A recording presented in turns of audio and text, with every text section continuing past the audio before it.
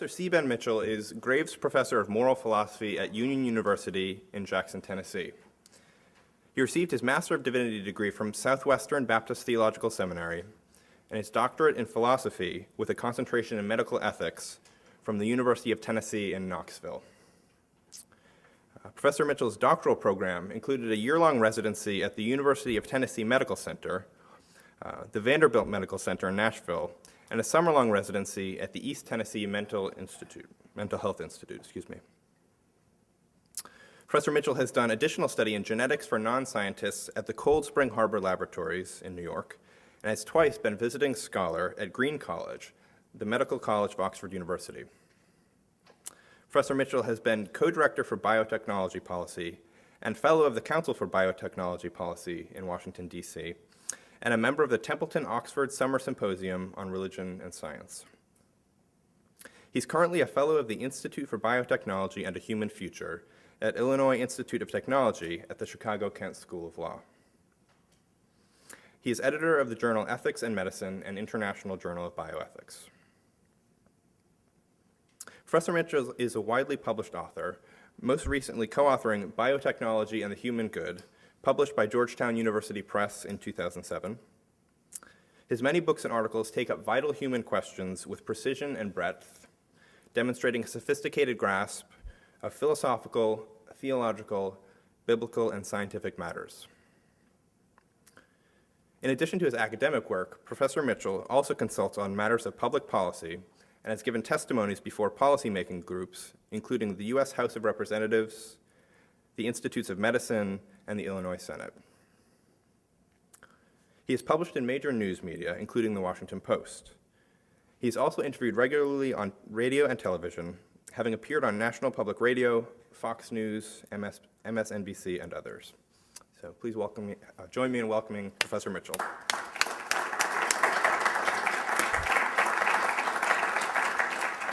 I want to follow my colleagues in thanking Tal and wonderful hosts here at Gordon College for their hospitality.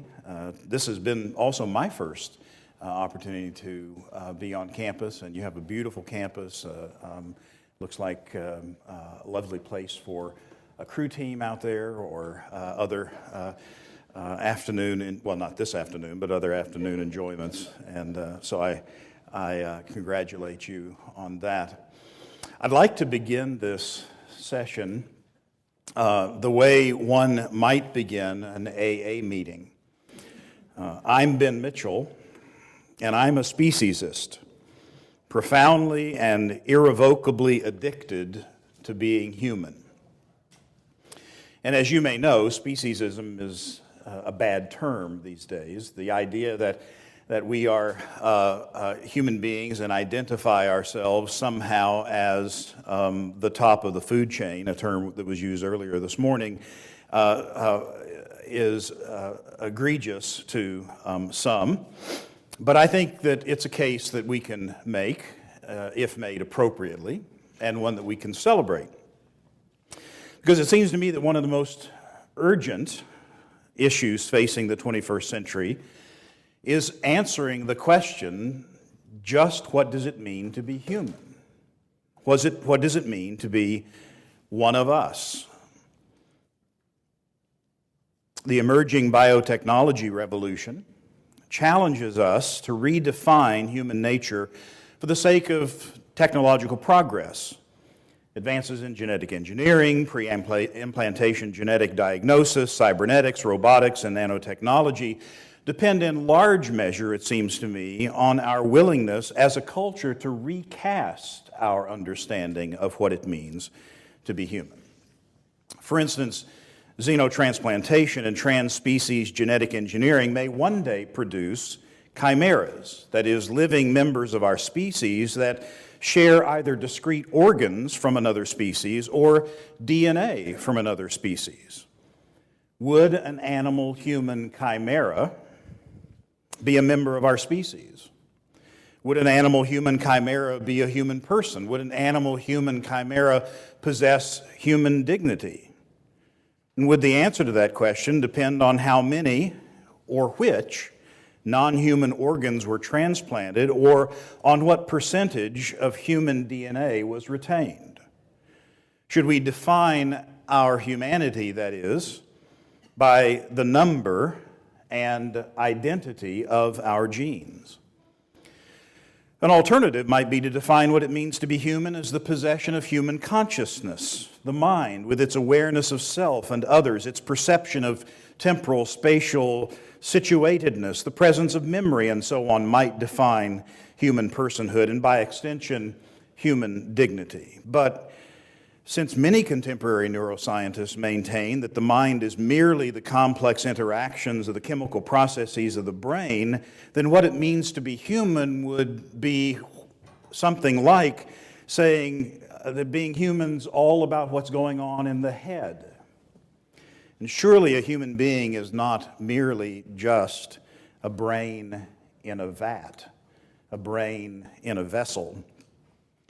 Will the present notion of what constitutes our humanity persevere throughout the century? I doubt it. Is there a truly human future in that case? Cambridge sociologist Margaret Archer's observed that, quote, "Modernity's death of God has now been matched by postmodernism's death of humanity," end quote.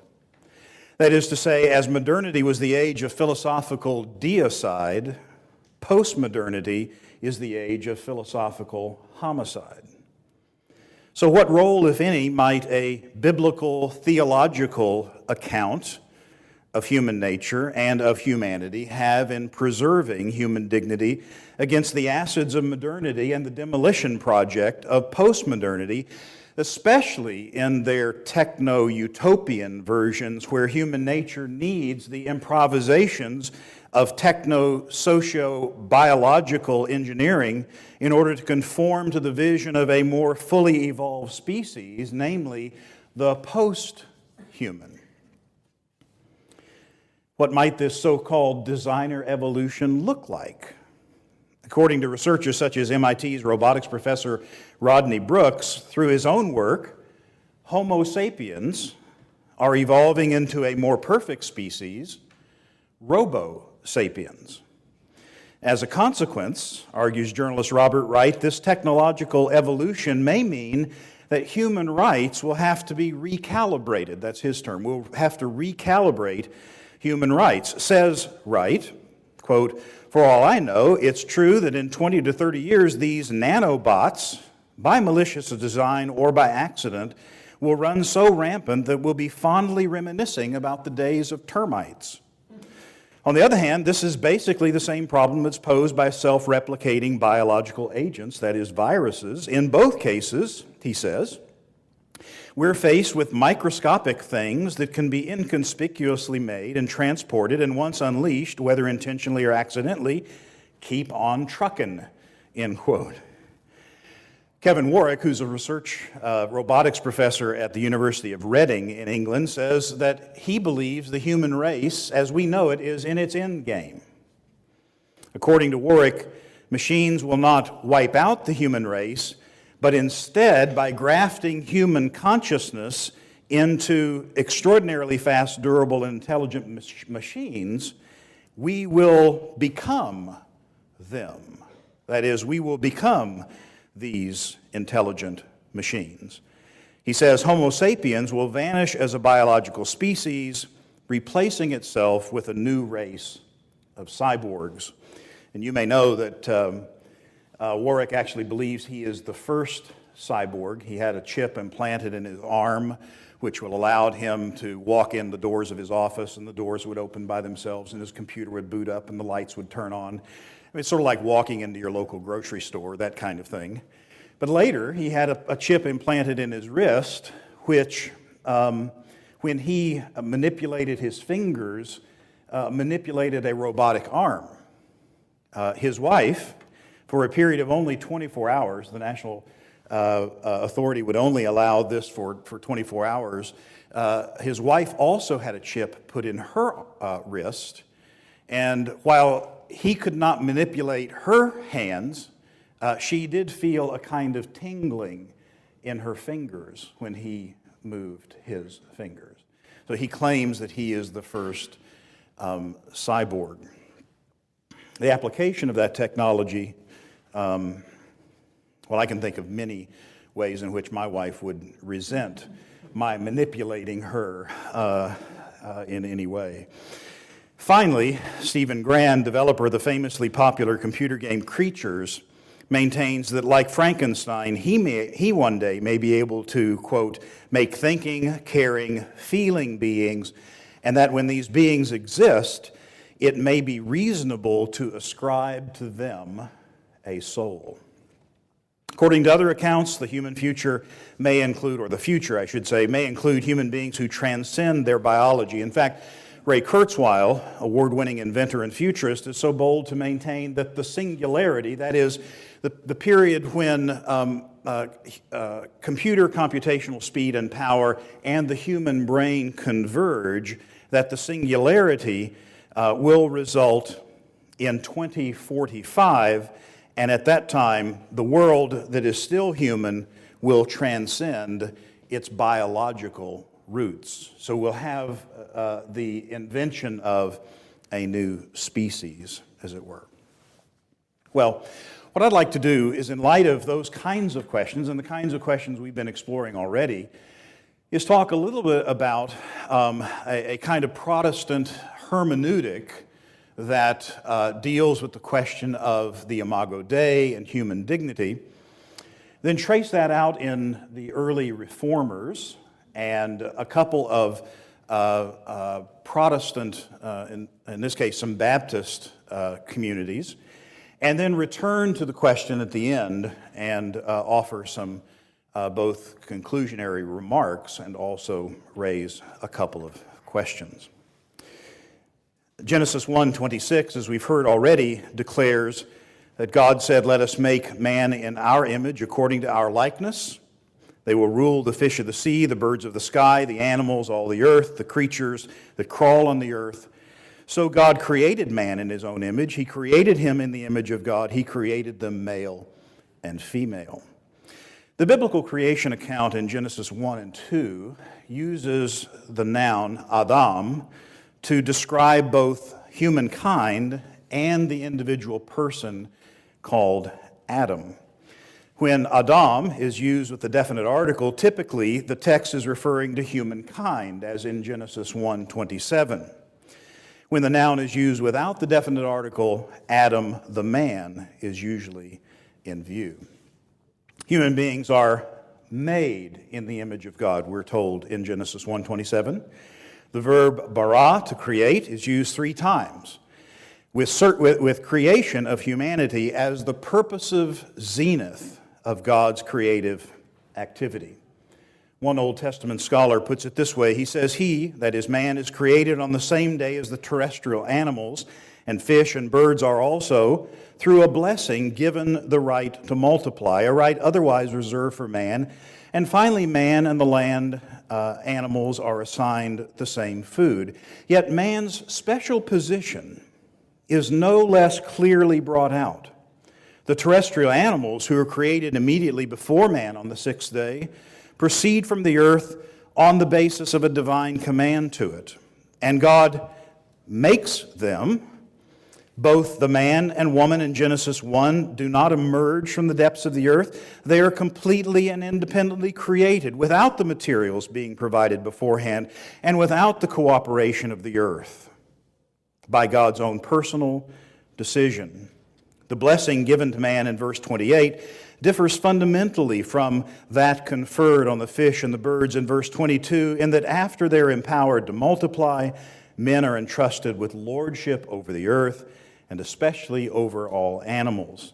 This defines the decisive difference between man and beast, and it again derives from God's relationship to man. Hans Walter Wolff.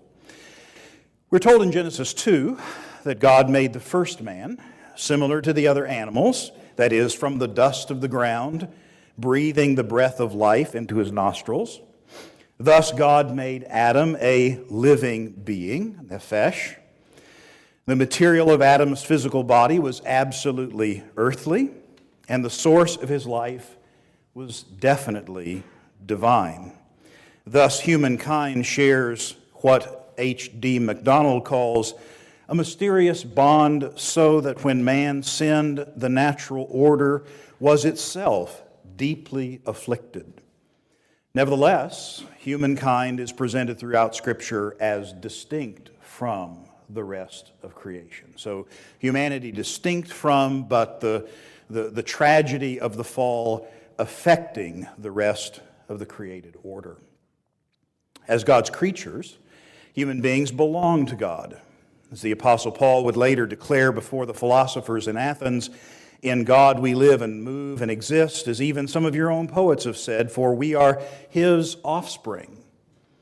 Creatureliness both elevates human beings then, that is to say, they are not accidents of history, and also humbles them because God is sovereign over them.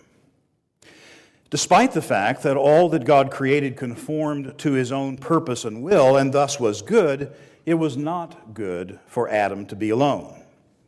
God made human beings to be sexual and relational.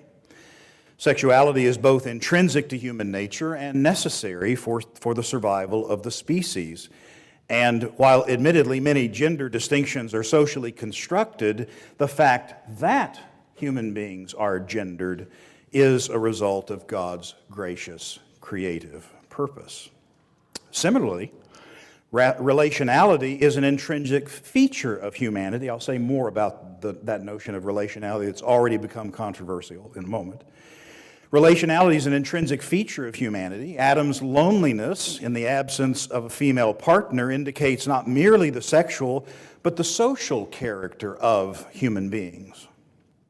So for humankind's benefit, God graciously ordained that both human sexuality and sociability would find their fullest expression within the marriage covenant, in which one man and one woman would enter a one-flesh relationship of deep unity for life,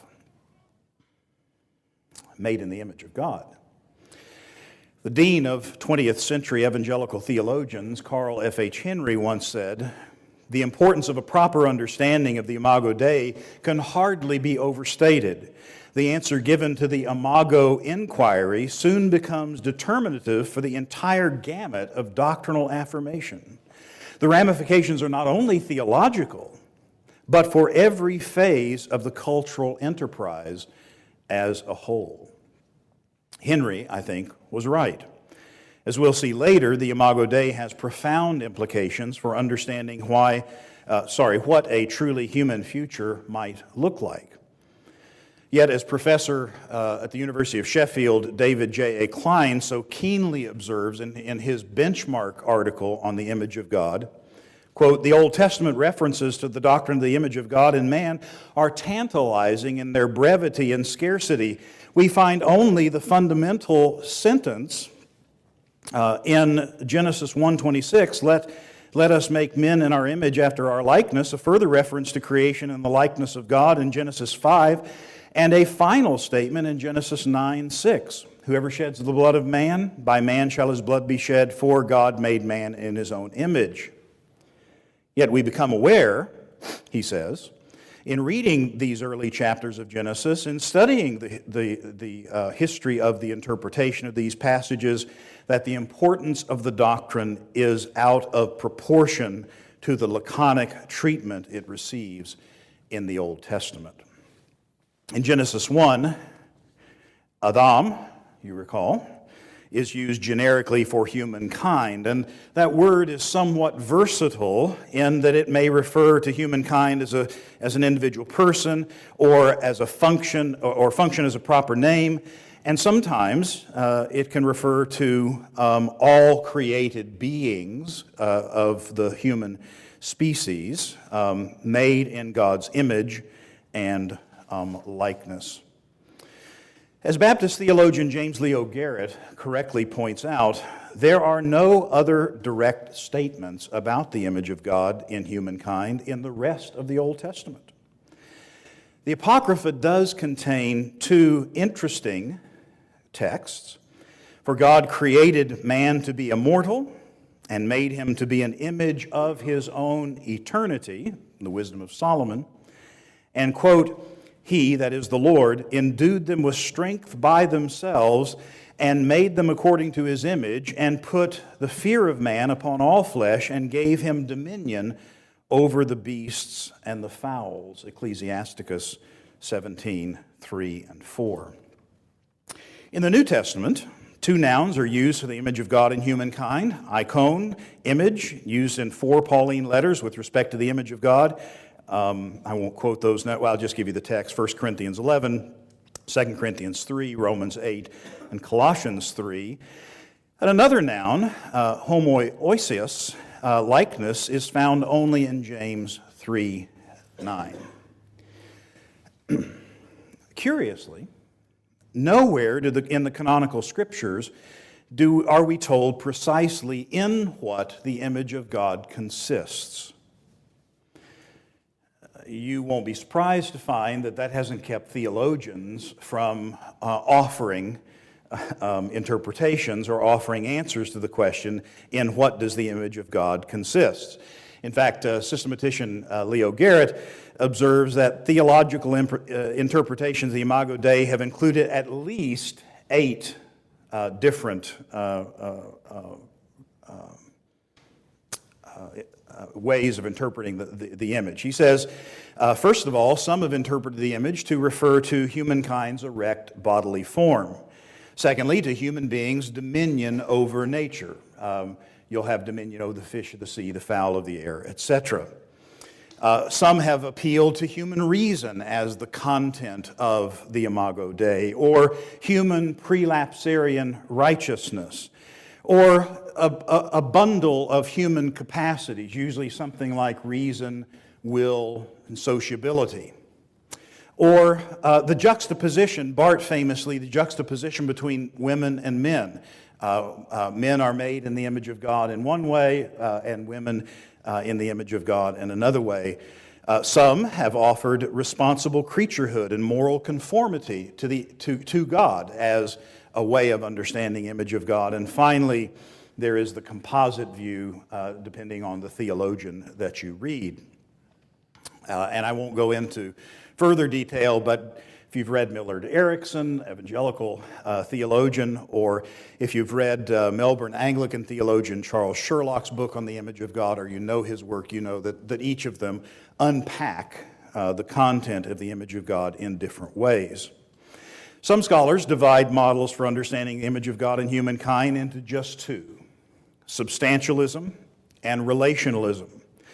The substantialists typically identify that which makes one human as some immaterial aspect of our humanity. For instance, as we've heard already, many of the early fathers of the church, along with Augustine and Aquinas, believed that human rationality in some way was the locus of our humanness. And this view was doubtless greatly influenced, we could talk about this, greatly influenced by Aristotle, and arguably more indebted to Greek anthropology than distinctly Christian notions of human nature. Relationalists include many in the Reformed tradition. Luther, Calvin, Barth are notable examples. And on this view, whatever other capacities might be included in the image of God, human beings are in a special relationship with God. That relationship is what constitutes what it means to be human. And that emphasis is placed, then emphasis, of course, is placed on the social aspects of the Trinity as a paradigm for the relationality of the divine-human relationship. However, and this is something I think all 3 of the speakers today agree upon.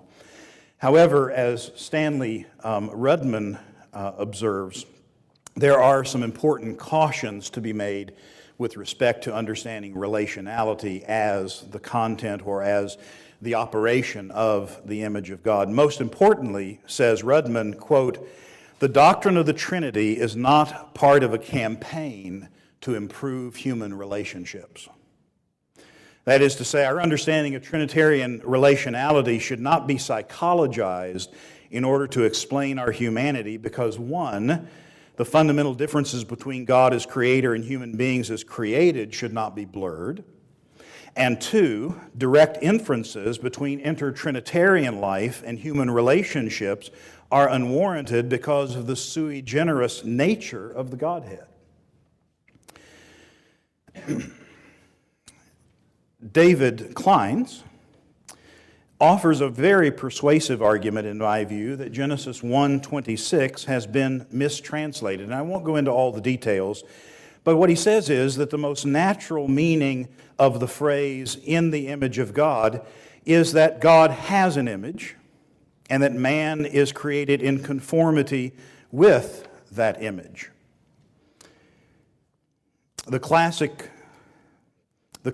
example of the linguistic construction that Kleins appeals to as a way of understanding what the Genesis text means is found in Exodus chapter 6, verse 3, where God tells Moses, "I appeared to Abraham, Isaac, and Jacob as God Almighty."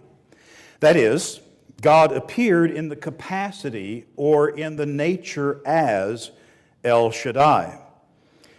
Following a considerable discussion in Kleins where he engages objections to his view, he says that according to this interpretation, Genesis 1:26 should be translated something like this: "Let us make man as our image," or "to be our image," and other references to the image are to be interpreted similarly.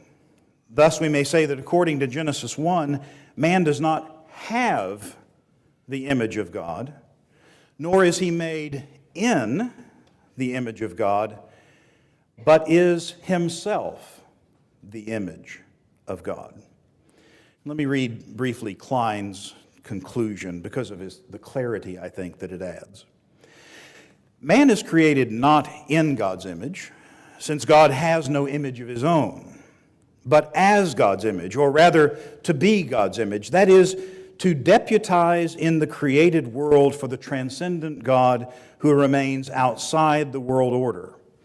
That man is God's image means that he's the visible, corporeal representative of the invisible, bodiless God. He is representative rather than representation, since the idea of portrayal is secondary in the significance of the image. However, the term likeness, made in the likeness of God, is an assurance that man is an adequate and faithful representative of God on earth. The whole man is the image of God, without distinction of spirit and body. All mankind, without distinction, are the image of God. The image is to be understood not so much ontologically as existentially.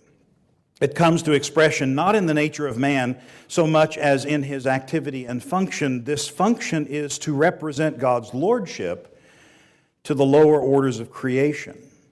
The dominion of man, he concludes, over creation can hardly be excluded from the content of the image itself.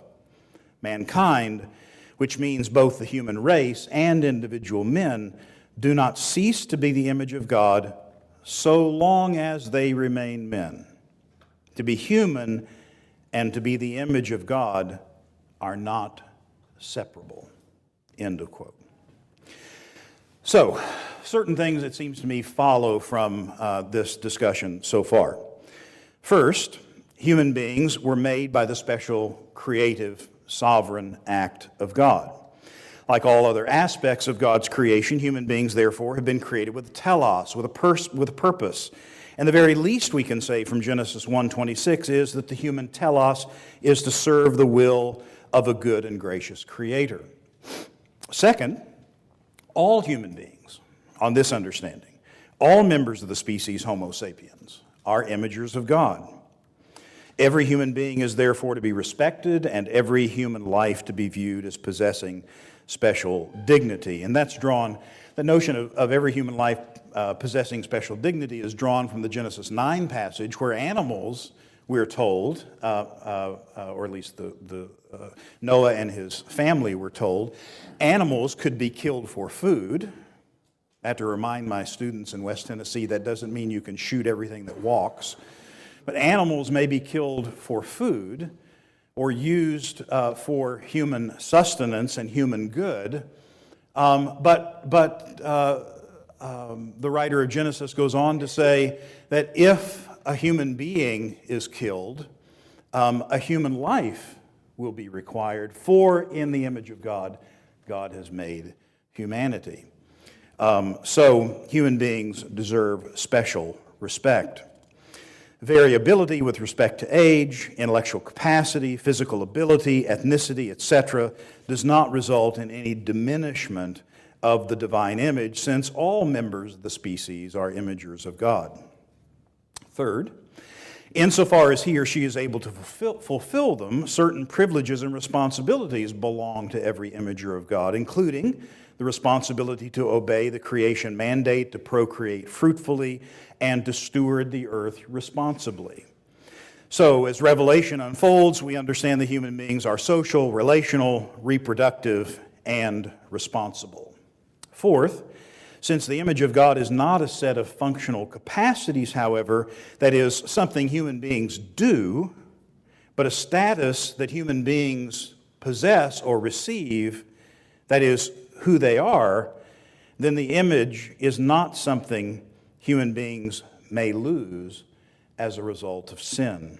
In fact, Genesis 9, 1 through 6, the passage is just referred to, reminds us that the reason homicide is so detestable to God is because killing another human being is killing an imager of God. Now let me turn from a kind of hermeneutical interpretation of the texts to a comment on some of the early confessions. The ecumenical creeds of the first centuries of the church contain very little in the way of a fully developed anthropology. Evolving between the 2nd and 9th century AD, the Apostles' Creed, for instance, contains no explicitly anthropological reference, with the exception that the Creed affirms the bodily resurrection. Literally, a belief in the resurrection and in human immortality. I believe in the resurrection of the body, and life everlasting. Similarly, with respect to humankind, the Nicene Creed affirms only that we look for the resurrection of the dead and the life of the world to come. Nevertheless, we should observe that while the burden of the ecumenical creeds was not anthropological per se, the Christological debates, as we've heard already, had and still have monumental implications for anthropology. And let me just say, I think there are a couple of categories we might helpfully use to think about this anthropology. We could talk about the anthropology that derives from the Genesis account, which we might call a kind of creational anthropology, if you will. And then from the Christological perspective, we could talk meaningfully, I think, about a Christological anthropology. And I think many of us are very comfortable, as we've heard already, many of us will be very comfortable with understanding our creational anthropology in the light of our Christological anthropology. So that is to say, we understand our anthropology best through our Christology. However, I don't think it's an either or. I think it is clearly a both and proposition. And let me give you one historian's reading of the contribution the Imago Dei, the notion of Imago Dei, has made to culture through the lens of the early Christians. Oregon State University historian Gary Ferngren has shown that among the non-Christian classical Greek and Roman writers, dignity or human worth was usually ascribed to virtuous persons. In other words, a person who exhibited certain virtues was known as someone who had dignity, who possessed a certain dignity. Human worth, he says, then was not regarded in the classical world as intrinsic. It was a virtue gained or a virtue achieved, not something which was intrinsic to the person. Nor were human rights intrinsic. They were defined judicially based on social, familiar, or class membership. Slaves, foreigners, and foundlings might be granted certain privileges, but they were not regarded as, quote, rights holders, end quote, says Ferngren. There was, for example, he says, little sympathy in early Greek literature for the physically impaired or oppressed, an attitude that can be demonstrated to have characterized both popular and official opinion in virtually every period of classical antiquity. He says, attitudes to the physically defective reflected the belief that health and physical wholeness were essential to human dignity, so much so that life without them was not thought to be worth living, which has echoes in the 20th century. Citizenship, kinship, status, merit, and virtue form the foundation of claims to the possession of human rights or human worth, and those who lack them, that is, or for instance, orphans, slaves, foundlings, the physically defective, prisoners, had no claim to the rights that they alone guaranteed, or even to a recognition of their human worth. Contrary to the classical views, early Jewish and Christian views of human worth were shaped by the theological notion that humans were created in the image of God. The worth of human life was amplified through the incarnation, since through it, that is, through Jesus of Nazareth, God sacralized human nature, as it were. Being both divine and human, Jesus demonstrated that embodied human nature was not to be despised or was not evil. As Ferngren points out, the Imago Dei was formative in shaping Christian views of humanity, ethics, and ministry. First, the doctrine gave impetus to Christian charity and philanthropy. Just as concern for the poor was an important feature of the Hebrew Scriptures, so charity and compassion were regarded as manifestations of Christian love, of Christian agape toward others, and of devotion to Christ. God's love for humans was to be imitated by extending love to a brother or sister made in the image of God. Religion that is pure and undefiled before God was defined at least partially as caring for orphans and widows in their distress, two classes of vulnerable people. Second, Ferngren says, the doctrine of the image of God provided the ground for the belief that every human life had intrinsic value as a bearer of God's image and an object of redemption through Christ. This was the basis for Christian repudiation of abortion, infanticide, the gladiatorial games, and suicide. Third, he says, this understanding of the Imago Dei gave Christians a new perception of embodiment and human personality. Greeks, ascetics, and later the Gnostics had little or no admiration or concern for the body. On the contrary, they despised it and looked forward to the day when they'd be released from its prison. But the image of God, especially is reflected in the incarnation and in the incarnate, gave rise to notions of a more integrated body and soul, Christ himself being the exemplar. Ferngren says, the Christian conception of Jesus as perfect man contributed to raising the body to a status that it had never enjoyed in paganism. End quote. Finally, the doctrine of the image of God led to a redefinition of the poor. Quote, the human body in all its parts shared in the divine image, says Ferngren. This was true of everyone's body, not merely Christians' bodies. The poor, the sick, and disabled were not to be shunned, but they were to be seen as objects of God's love. Just as God demonstrated in the incarnation his solidarity with those who suffer, so members of his body must demonstrate their solidarity with the suffering poor. Celebration of the Eucharist allowed Christians to embrace solidarity with Christ and with all of those made in God's image. In sum, Ferngren's argument is, the image of God, especially as refracted through the prism of the incarnation, was the basis for Christian compassion and care for those in need. Things become a little more complicated in the Reformation. The theologians of early Protestantism generally viewed human beings as a paradox. Tracing out this theme in Martin Luther, Emory professor of law and ethics John Whitty argues that, quote, the essence of human dignity lies in the juxtaposition of human depravity and human sanctity, end quote. Luther believed that the endowments of the Imago Dei belong to God's human creatures in the beginning. In his lectures on Genesis, for instance, Luther maintained that in the garden, Adam and Eve had wills that were upright, reason that was sound, and bodies that enjoyed, and this is the translation of Luther, the greatest dignity. Just as paradise vanished after humans fell into sin, however, so the divine image evaporated. Listen to this from Luther. From the image of God, from the knowledge of God, from the knowledge of all other creatures, and from every honorable nakedness, man has fallen into blasphemies, into hatred, into contempt of God. Yes, what is even more, into enmity against God. Thus, the image of God, Luther said, is like a lost treasure. After the fall, we've lost the image of God.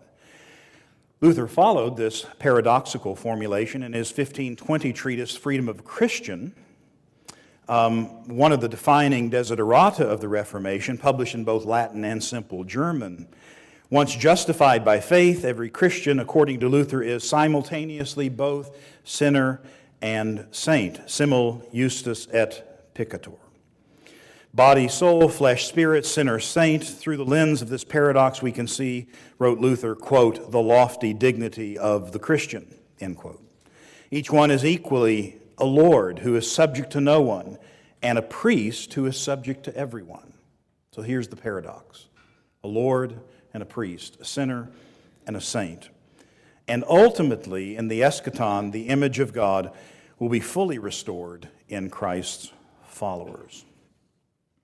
Calvin's view was similar to Luther's in that in following what he understood to be a scriptural account, the French reformer thought that humanity had been created in the image of God, yet because of the fall, humanity had lost that image, or at least some of it.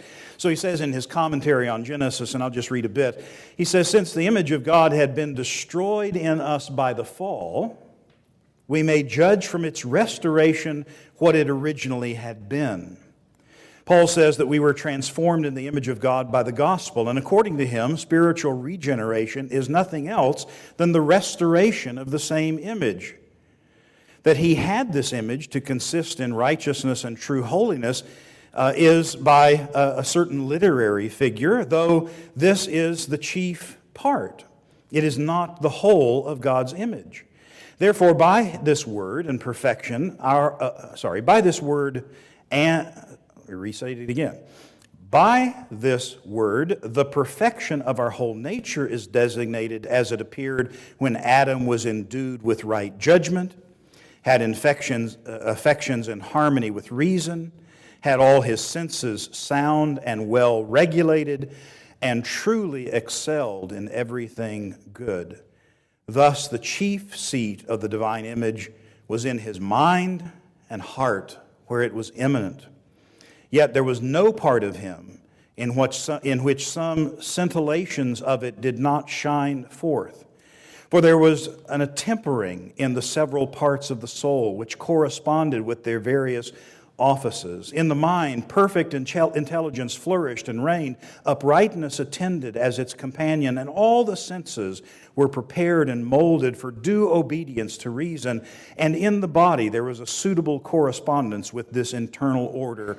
But now, although some obscure lineaments of that image are found remaining in us, yet they are so vitiated and maimed that they may truly be said to be destroyed. For besides the deformity which everywhere appears unsightly, this evil also is added, that no part is free from the infection of sin. So the image of God has either been utterly destroyed through sin, or at least so defaced that nothing but the supernatural regeneration of the human person could possibly restore it. Let me just read a brief section from his commentary on Genesis 9:6, that text that separates animals from humans, just a brief section. For the greater confirmation of the above doctrines, God declares that he is not thus solicitous respecting human life rashly and for no purpose. Men are indeed unworthy of God's care if respect be had only to themselves. But since they bear the image of God engraven on them, he deems himself violated in their person. So, if you kill another human being, the violation of God is such, because human beings are made in his image, the violation of God is such that human life is required. Thus, although they have nothing of their own by which to obtain the favor of God, he looks upon his gifts in them and is thereby excited to love and to care for them. This doctrine however, is to be carefully observed, that no one can be injurious to his brother without wounding God himself. Were this doctrine deeply fixed in our minds, we should be much more reluctant than we are to inflict injuries. Should anyone object that this divine image has been obliterated, the solution is easy. First, there yet exists some remnant of it, so that man is possessed of no small dignity. And secondly, the celestial Creator himself, however, the celestial Creator himself, however corrupted man may be, still keeps in view the end of his original creation, and according to his example, we ought to consider for what end he created men and what excellence he's bestowed upon them above the rest of living beings.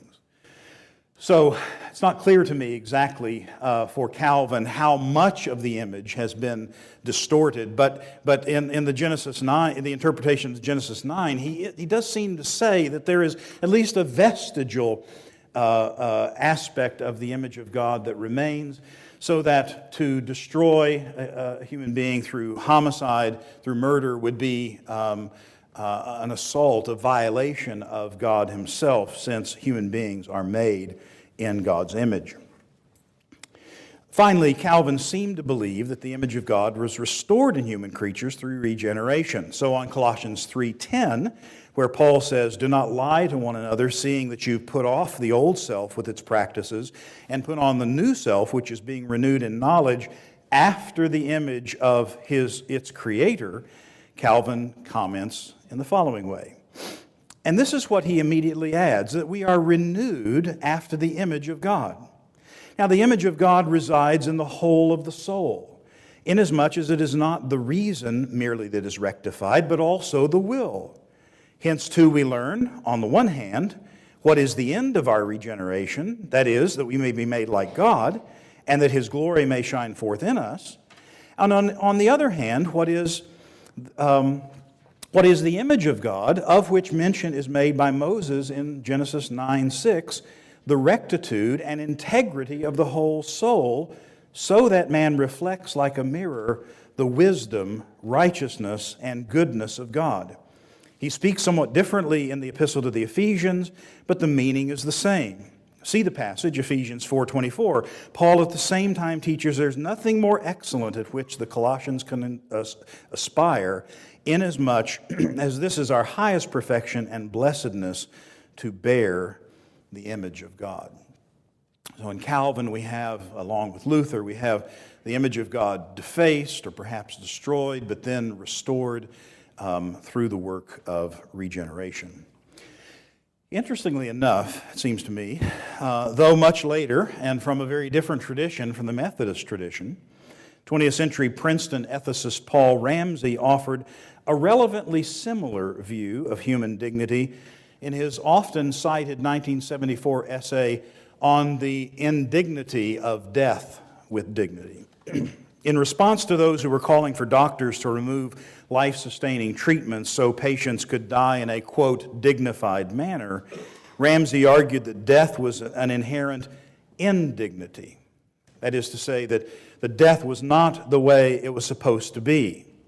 When human beings were originally created, argues Ramsey, they were created immortal. Through sin came mortality, so that now our dignity is what Ramsey called an alien dignity. And Helmut Tillich takes a similar approach. In love, God offers us redemption through the crucified Christ, who provides salvation from sin and ultimately the conquest of death. Let me move to a few early Anabaptist and European Baptist confessions, just a couple of statements, and then I want to make a few conclusions, maybe redeem a few seconds, and then take some questions. And I have to say this, I come from a Baptist tradition, and driving up and down the North Shore of Boston was quite an experience for a Baptist, since a great deal of our early American history was carved out in this area, and it's been a bit of a historical experience for me as well. Early Anabaptist and Baptist confessions, like the ecumenical creeds, generally contain very little creational anthropology. That is, the burden of the confessions seems typically to expound the nature of sin, but offers only scant references to what constitutes normative humanity or human nature per se. And let me just give several illustrations of that. First of all, the Waterland Confession, 1580. The Waterland Confession is an early Anabaptist confession of the Waterlander Mennonites, the Dutch followers of Menno Simons. Published in 1580 or maybe 1581, the Waterland Confession is considered either to be the second Mennonite confession of faith or a reprint of an earlier Mennonite confession from 1577. And listen to the language in Article 4 of the creation, fall, and restitution of man. The one God created man, good, according to his own image and likeness, for salvation or safety, and in him all men for the same happy end. The first man fell into sins and became subject to divine wrath, and by God was raised up again through consolatory promises and admitted to eternal life at the same time with all those who had fallen, so that none of his posterity in respect to this restitution is born guilty of shame or blame. On Article 5 of the faculty of man before and after the fall, the confession says, there was in man who was created good and was continuing in goodness a faculty of hearing, admitting, or rejecting evil, which is offered to him by the spirit of wickedness. Now in the same man, fallen and perverted, was a faculty of hearing, admitting, or rejecting good, occurring and offered by God. For just as before the fall, hearing and admitting occurring evil, he manifested the faculty of admitting it, so as after the fall, by hearing and admitting occurring good, he shows that he has the faculty of accepting it. By that faculty of accepting or rejecting, the grace of God truly offered remains through this grace in all his posterity. But that faculty of accepting or rejecting the grace of God truly offered remains through grace in all his posterity. So you have this notion that image of God includes the faculties of hearing, admitting, rejecting evil. So the confession affirms that 1, Adam was created good, 2, made according to the image and likeness of God, 3, the progenitor of all humanity, and 4, had certain natural faculties, that hearing, admitting, and rejecting of good and evil. And you find that restated in some of the other Anabaptist confessions. Let me move to a true confession, 1596, an early Baptist, early separatist, if not distinctly Baptist confession, which doubtless had its origins in those earlier Anabaptist statements. The confession was adopted during a time of fierce persecution in England, and the preface describes in some detail the motives of the separatists who penned it. And the confession was itself influential in framing a later distinctly Baptist confession, the London Confession of 1644, of particular Baptists in that city. And here's what the true confession affirms in section 4. In the beginning, God made all things, of nothing, very good. ex nihilo, of nothing, very good, and created man after his own image and likeness in righteousness and holiness of truth. That straightways, after the subtlety of the serpent, which Satan used as his instrument himself with his angels, having sinned before, and not kept their first estate, but left their own habitation, first Eve, then Adam, by their meanness, meanness in the sense of leanness or their lack of care, did wittingly and willingly fall into disobedience and transgression of the commandment of God. For the which death reigned over all, yea, even over infants also, which have not sinned after the like manner of the transgressions of Adam, that is, actually. Yet are all since the fall of Adam begotten in his own likeness, after his image, being conceived and born in iniquity, and so by nature the children of wrath and servants of sin and subject to death and all other calamities due unto sin in this world and forever. So here, according to the confession, God made Adam in God's own image and likeness, and Adam's progeny were begotten in Adam's likeness and image. So God made humanity good, Adam fell into sin, and all of Adam's progeny therefore inheritors of that original sin.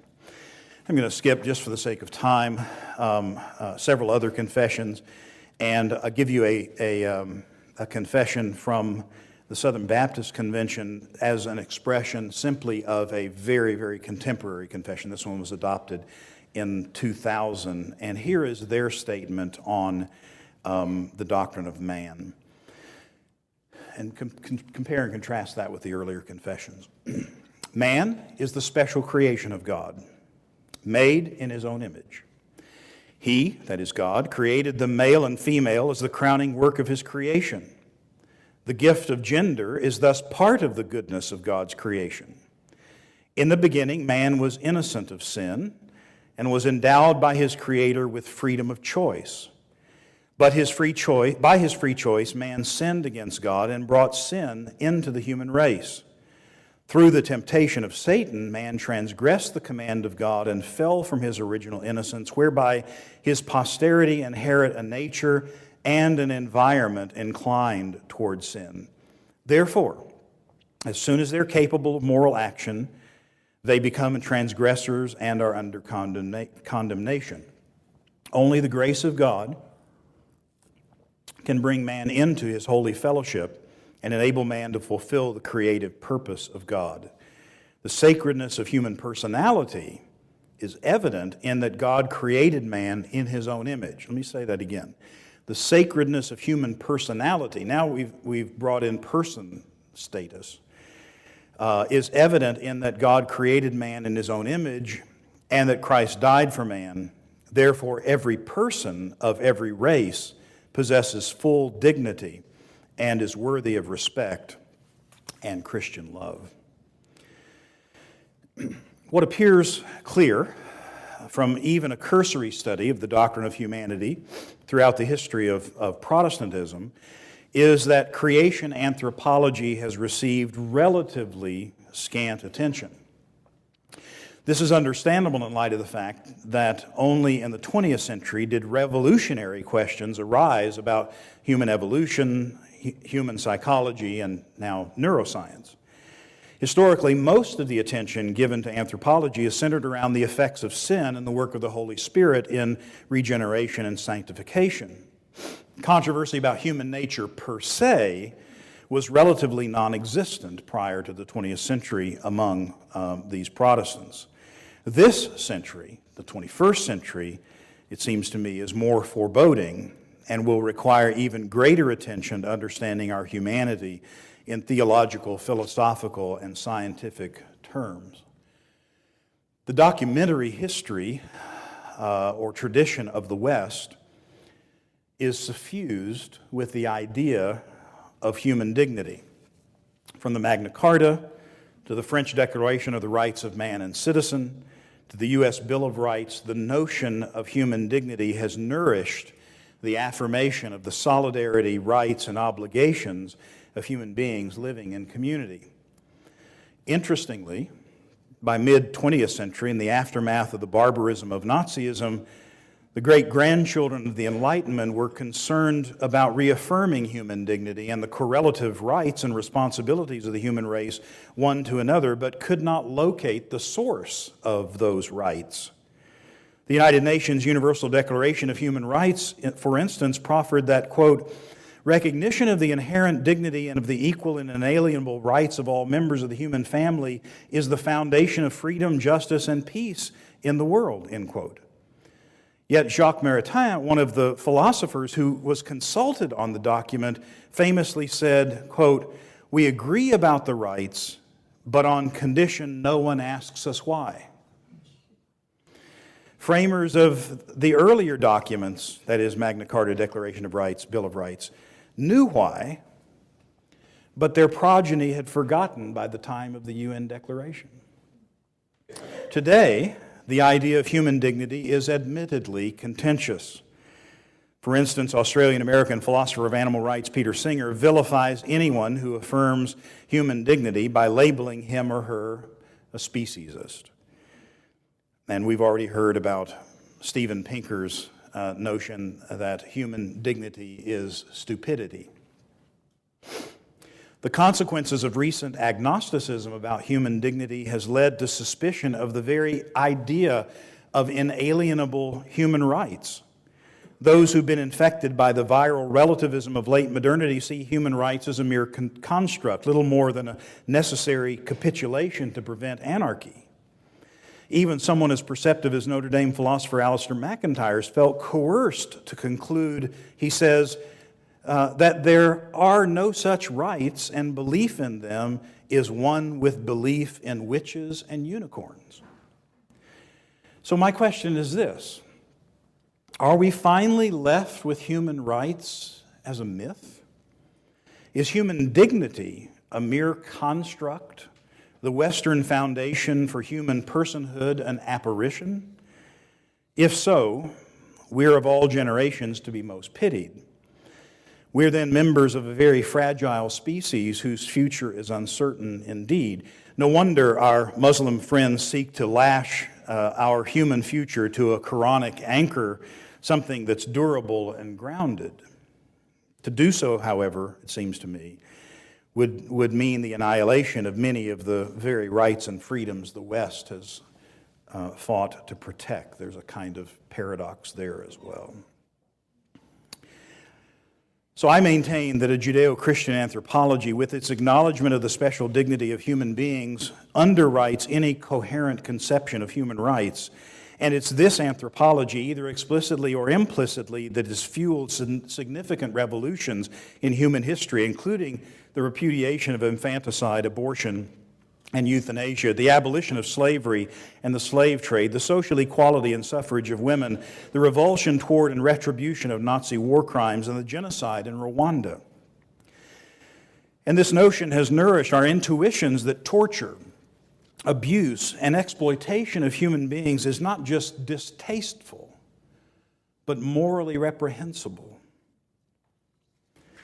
The foundation of basic, natural, objective, absolute, inalienable human rights is found, I would argue, in biblical religion. Princeton professor of ethics Max Stackhouse puts it this way: certainly we can't say that all of Judaism or of Christianity has supported human rights. It's been key minorities within those traditions arguing their case over long periods of time that have established the normative view. Nor can we say that these groups have been faithful to the implications of their own heritage at all times. And the horror stories of our pasts also have to be told to mitigate any temptation to triumphalism. Still, intellectual honesty demands recognition of the fact that what passes as secular Western principles of basic human rights develop nowhere else but out of the strands of biblically rooted religions. Human rights, this is mine now, not his, human rights are not free-floating principles that can be untethered from their Judeo-Christian origins without peril. The word dignity, as we now know, comes from the Latin dignitas and dignus, And when applied to Homo sapiens, the etymology suggests that human beings should be understood as having inherent value and that each member of the species should be treated with special respect. Over against the stratification of an Aristotelian caste system or the contemporary relativism of rights talk, the Western genesis of human dignity is grounded in the value vested in human beings by their Creator. As we've seen, according to the Bible, all human beings owe their ancestry to a common set of parents. Those parents, Adam and Eve, were made in the image and likeness of their Creator, and thus all their progeny, and only their progeny, bear that image. That is, the origins of human exceptionalism are woven into the creation narrative. Human beings, and only human beings, possess this special dignity. 2 more paragraphs. For Christians, especially, human exceptionalism is revealed climactically in the incarnation, the enfleshment of God in the person of Jesus of Nazareth. Through the incarnation, God sacralizes humanity in Christ's taking the very nature of a servant, being made in human likeness.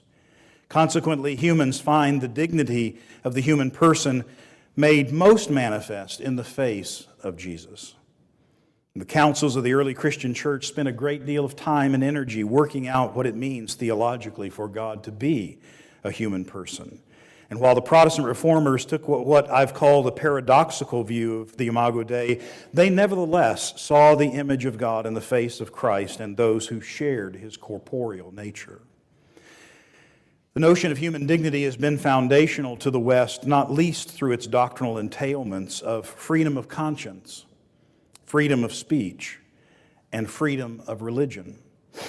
John Whitty may be right when he says that, quote, today the concept of human dignity has become ubiquitous to the point of cliche, a moral trump frayed by heavy use, a general principle harried by constant invocation, end quote. But the answer, in my view, is not to cease invoking the idea, but to reinvigorate its meaning and use. For the consequences of forfeiting the creational ground of respect for every individual human life and for the human community as a whole seem too grotesque to contemplate. Thank you. I had the benefit, one, of speaking after lunch, which meant you could catch up on your sleep, and 2, speaking the language that everyone already speaks, so to speak, at a school like Gordon, being the Protestant. So perhaps there aren't questions. You knew it already. I'm not sure what the difference is between the Catholic and the Protestant on this. I mean, I'm sure there's some, but that the image of God is Christ. It's believed, this is common to Catholic and Protestant, that the image is in the, well, we may have a disagreement about the faculty or the operation, but that may be just a philosophical technicality, because we both get it out of Augustine. Where else? Right. I mean, the philosophical software is coming from Augustine. Right. As for the image, the created image, losing its status, it's possible to say this without saying losing its nature. And I'll just give you an example out of Aquinas, who can be cited for all purpose. He is not a total depravity guy. And when he gets to the issue of how to interpret Paul on the lex membrorum, the law of the members, Thomas simply uses the example of an aristocrat who was forced to be a laborer. Loss of status. It's a loss of status argument that with the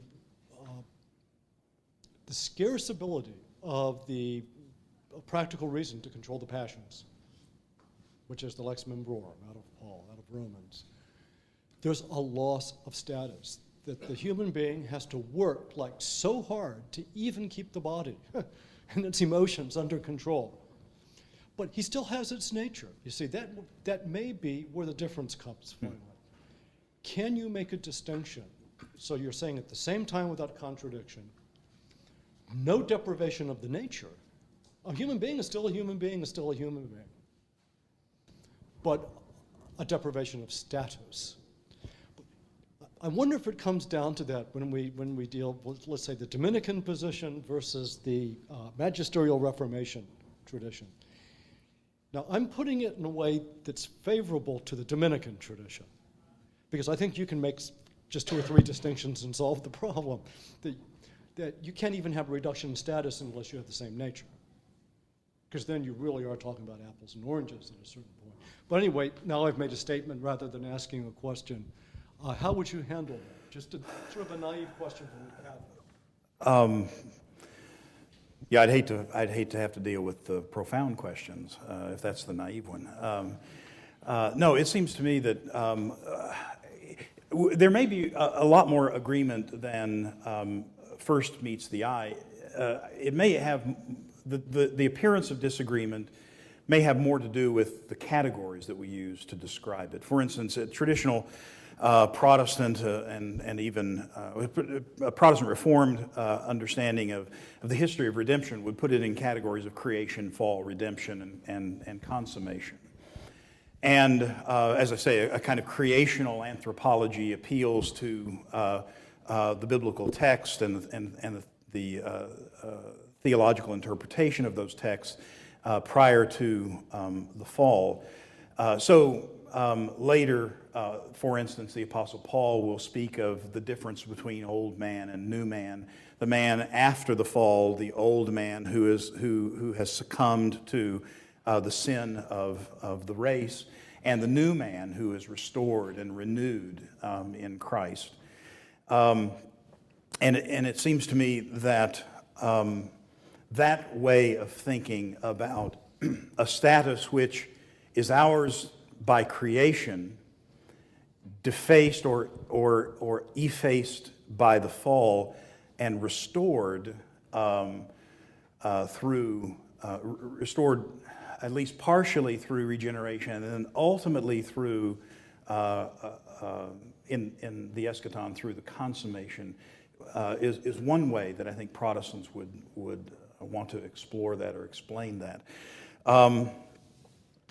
So I don't know that there's a lot of. I think there's some consonance there. So we could lose some status through sin. Sanctification is a means of restoring that which has been lost, and by grace achieving the telos, the created end for humanity through the redemptive work of Christ in eternity. I don't know whether that gets at that, but that would be a way I think most or many Protestants would think about that question. We have a distinguished New Testament scholar here, Scott Hafeman. He probably could address that himself, but I hope it will also come out in our panel discussion, because I think that's a very important question for us across the various traditions.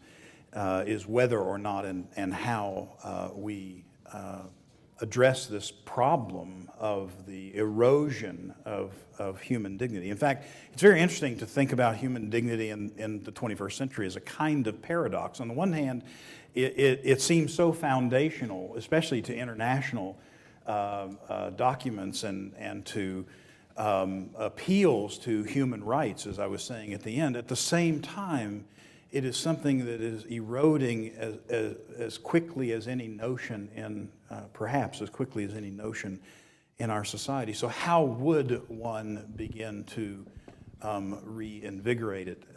Two things I would say about that. One would be, I would look very carefully at the work of the President's Council on Bioethics under President Bush, Leon Cass, and after Leon, Edmund Pellegrino at Georgetown have led the council to explore the notion of human dignity in some quite profound ways. And while I'm not sure they answer all the questions as clearly as we would like, they do point to human goods as something which helps us to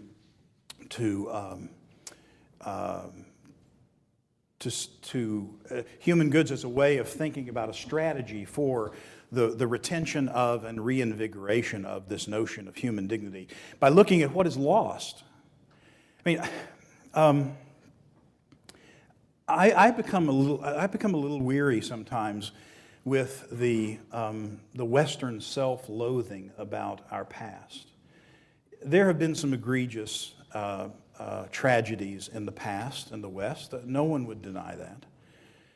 But I want to also celebrate the tradition and celebrate the achievements, like the notion of freedom of religion and freedom of conscience and freedom of speech, that owe their origins to this notion that we've been talking about of human dignity, that I think is ultimately grounded in a religious understanding of the Imago Dei. So I want to ask the question, to get to your point, Tal, I want to ask the question, first of all, what do we lose if we lose this notion of human dignity? What do we forfeit? What do we set ourselves up for in a human future devoid of a notion of human dignity? And then if the costs are too great, that is, if we stand to lose too much, then perhaps it's worth a larger conversation about just what it means and how we should reinstantiate it, if you will. If we decide that we don't need the concept of human dignity, then I'm not sure how we answer the question, say, of the transhumanists who say, look, we're all human beings who have a right to our cognitive freedom and to our morphological freedom. And with respect to cognitive freedom, there are no boundaries on how we might work to enhance our cognitive capacities, and there's no reason through our morphological freedom to be tethered to a human body. Let's upload human consciousness to some kind of vast neural network and enjoy a post-human future. Now, whether or not all that's possible, the question is, what do we lose by thinking about this endless perfectibility and the jettisoning of any given notion of human dignity or even of our humanity? What do we lose? And I think we lose rather a lot, and we set ourselves up for potential of some pretty frightening social experiments under the rubric of making us better than well. I don't know whether that gets at what you're saying. Sep Rapo, we've been discussing things that take place after God made us in His image, as we've been reading in Genesis. But we haven't really addressed, and I suppose this conference doesn't address the question really, why did God make man in His image? So I thought I'd throw that out for a moment's discussion. Well, maybe it should be a discussion. I think I only have one response to that, and it sort of parrots the confession, God made man for His own glory. I don't know any other answer to that question, but I think it's a very, very important question. But I don't know any other answer to that question. He made us for His own ends, for His own glory. Just looking at the language in Ephesians 5, where it relates man and wife being made one, and it says that this is the relationship of Christ to the church, and then it says this is a great mystery. And so is creation of man in the image of God a creation for a bride for Christ, and is that the teleological end of all of creation, much less what we have right here? Yeah, that's helpful. I mean, even framing the question that way is very helpful. I think that must be part of the teleological goal, of course, the teleological end. And I think we had an appeal earlier to, maybe even Tal in his question earlier was about the role of ecclesiology. We've not really explored that in depth. I know Russ referred to it, and so did Father Bear, but I think that would be a very fruitful discussion as well. And I think you're right. I think at least from the biblical text, we would have to say that is an important aspect of our teleology. Which, by the way, is the whole question of telos is a huge question in the debates about a truly human future. Is the telos of humanity just the achievement of our own ends and desires? Is it about desire satisfaction? Well, if so, then we should manipulate and augment ourselves at will, I suppose. But it seems to me that we could have we could have a greater good in mind than merely the satisfaction of individual desires as our telos.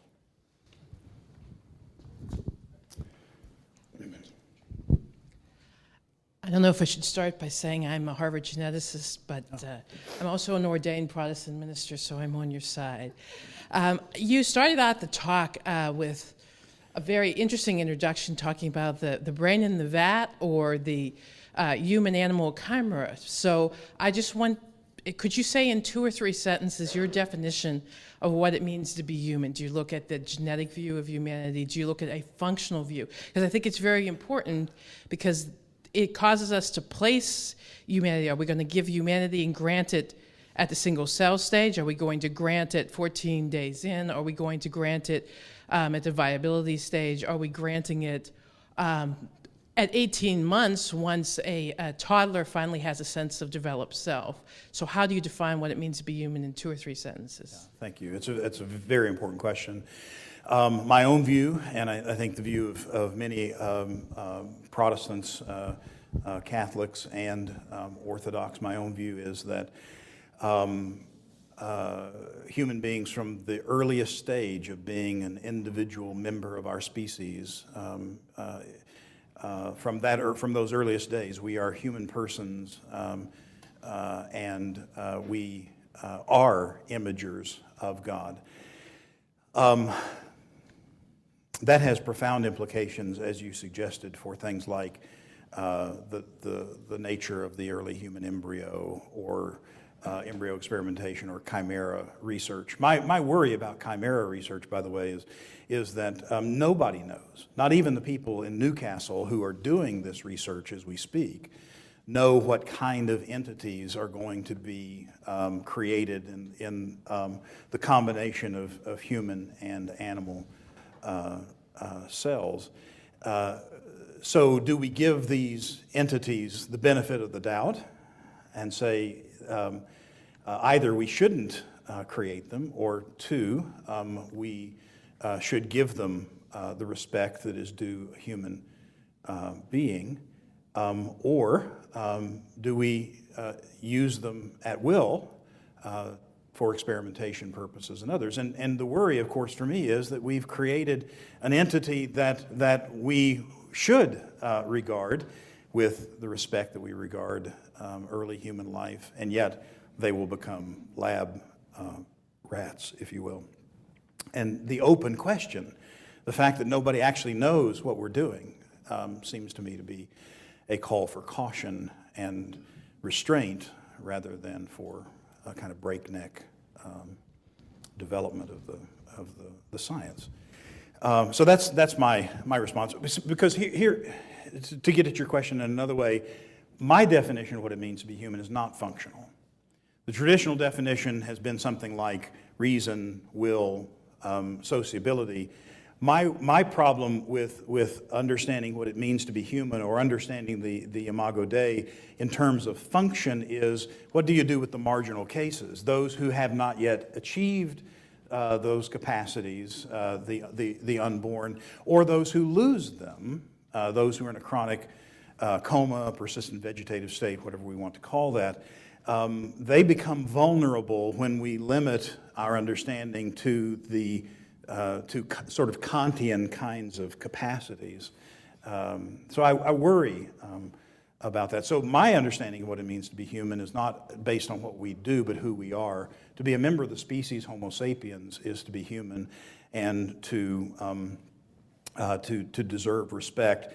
And that means that we have a mother.